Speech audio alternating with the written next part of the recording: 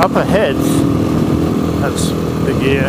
He contacted me to come ride with him, and we're in Akureyri, and we're doing a big loop, and he is on a 450 rally, so you're allowed to have bike envy.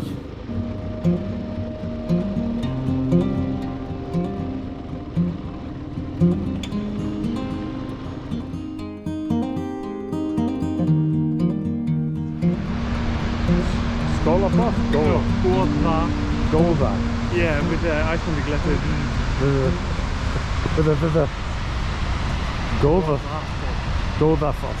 Goldafoss Falls.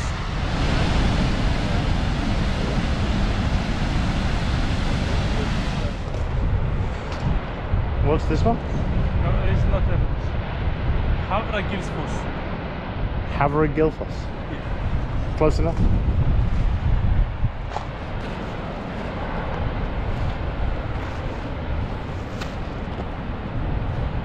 Now this feels like the Grand Canyon, like a little Grand Canyon but with a big waterfall.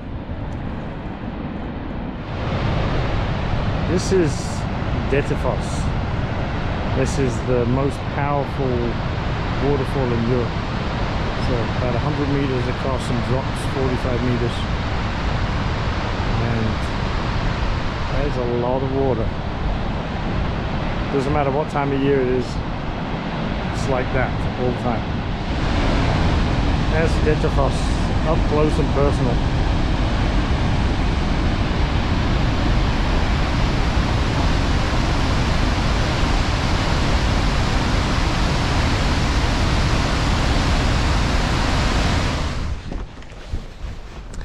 So this is geothermal hot springs. So the cold water goes down and reaches the molten lava, and then it's heated and then comes back up as steam, so it's basically up and down. So that's what's creating the flow in really basic terms. And these are all over the place. Everywhere that you can see steam, there's thermal hot springs or mud pots. So it's sulfur smell, so you know what that is. It's like rotten eggs. Ooh, that's bad. Some people just can't help themselves. They've just gotta mark their spot that they came in. It's pretty brave though, because while they're doing this, they have to smell the sulfur.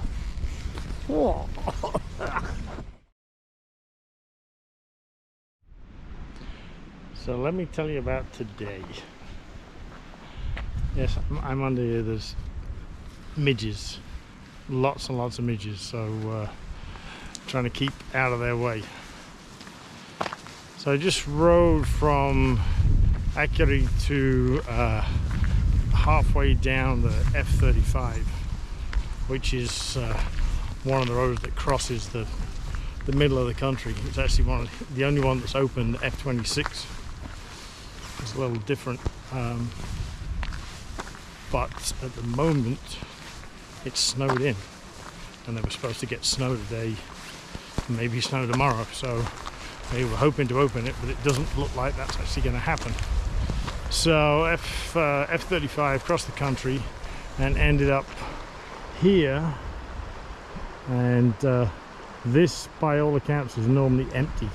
It's a very quiet place, but because the F26 isn't open, then people are going to go somewhere, so they come here. So the F35, I just did the first like 40 so kilometers of the F35, and I hate to say it, I was hoping to be really impressed, but I was kind of bored. It's like this. It's going from north to south, and if you haven't been to Iceland, it's one of like I say, one of the routes across the country off-road, and it depends where you've ridden before. Very reminiscent if you're in England of the Lake District, if you're in Scotland of the Highlands, if you're in Argentina and Patagonia, if you're in the States, Alaska, like northern Alaska. The first 80 kilometers or so were not great. There was nothing to see. It just wasn't a very interesting ride. But then the last 40 kilometers to get up to this halfway point actually got a lot better. So hopefully tomorrow things will get even better again. But tonight it's going to be a case of trying to get in the tent and not get loads of midges going in there with me, and that's the part that makes it reminiscent of Scotland as well, as the midges. Oh, well, look at me being all adventurous and shit. It's 10 o'clock in the morning. That's way too early for me to be riding a motorcycle. Way too early. Iceland, more Iceland. And of course more waterfalls. I had to pack up and leave this morning. It was freezing cold, rain, fog, strong winds. Couldn't get the map out, it was blowing all over the place, so I decided that I would just come up the road a little bit, come to a little bit more scenic area to tell you where I'm headed. So last night I was in Kettlingarfjall, I think is how it's pronounced, and at a campground there that a friend recommended to me, which is right here in the middle of the F35. It's actually just turned off a little bit. So today I'm going to head down more of the F35 and back towards Reykjavik, but first I'm going to go and do a little bit of a thing that I saw somebody else, a place that I saw somebody else go to. It was a tomato restaurant and an all-you-can-eat, which is pretty rare in Iceland, and it's supposed to be exceptional, and it's in this area right here. So I'm going to do that and then carry on the 35 as far, pretty much as far as it goes, and then somewhere just east of Selfoss, down here, down a dirt track, is it's a waterfall and a cave. So I'm gonna go and try and find that, and then once I'm done with that, then more of the 35, and then I'm gonna head back into Reykjavik, because I've been invited for dinner and somewhere to stay. So it's not that far. I was heading this way. It's not really that much distance, maybe an hour's ride, because tomorrow I'm going to start heading more along the south coast and do this area around here. So today, a bit of this.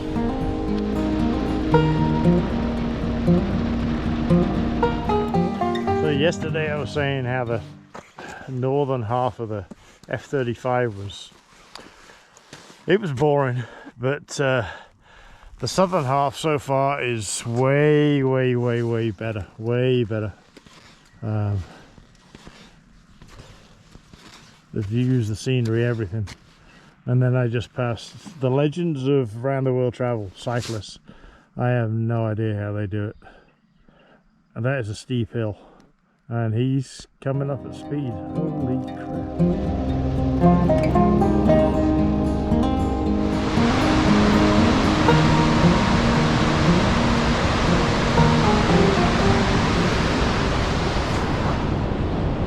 So as I'm walking away, there is only one other person here now. The place to yourself. So I am here at the tomato restaurant. It's called Friedheimar, but it might not be called Friedheimar because it's got that weird D. So by all accounts, this is an all-you-can-eat restaurant. So, it's tomato soup. It's all you can eat tomato soup. But when I was in my teens and 20s and weight training and bodybuilding and boxing and doing martial arts and had a crazy appetite, I used to go search out places, all you can eat places. And I actually got barred from one. So I'll try not to get adventure riders collectively barred from this one. I'll try and hold a little bit of restraint for my eating habits, okay? Let's go get some tomato soup. So this is the place, the greenhouses, and from what I hear you sit inside, but the problem is I just came down here and the parking lot where there was hardly any cars, down here there's tour buses, so might not be able to get in. Okay, so I got a table. So here's the deal. There's a buffet at the end. You can go and have as much tomato soup as you want. Tomato soup, bread. We give it a cucumber salsa and yeah, that's okay. Sour cream, butter, and basil. You can cut and put in your soup as well. And I got a tomato beer and water, and everything is grown. Everything is grown in here. It's all good and fresh, and she was just telling me that they grow, or they pick 2 tons of tomatoes per day, and everything is heated by the local hot springs, and it also creates power. The steam creates power to turn on the lights as well, and they don't use any pesticides, and they have bees in here to pollinate, and then they have another insect in here that eats the green fly, so it stops the necessary need of pesticides. So you get a very pure tomato. So I'm going to dig in. I'll speak to you later. Okay, I showed a little bit of restraint. I only had 3 bowls and about a loaf of bread. Feel as big as a horse.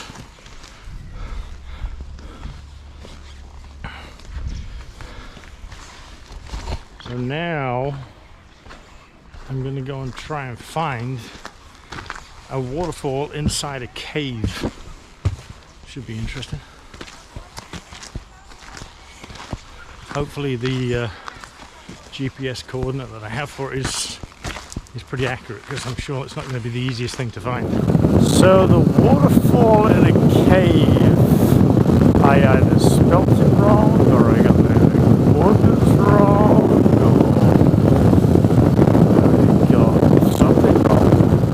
I ended up back at a main road of sorts. Luckily enough, not a locked gate. So no waterfall in the cave. So now I'm going to head to Reykjavik because I've been invited for dinner. This is the center of Reykjavik. Not a normal place. I've got people taking photos of me. It's funny. Not the normal place where somebody brings a dirt bike.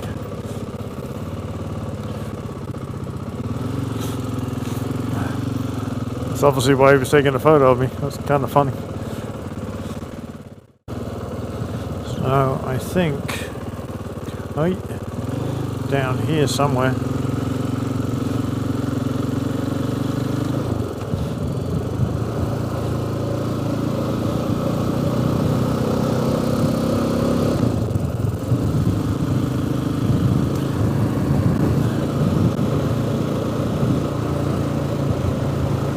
I think somewhere here is where I'm supposed to be. Yeah.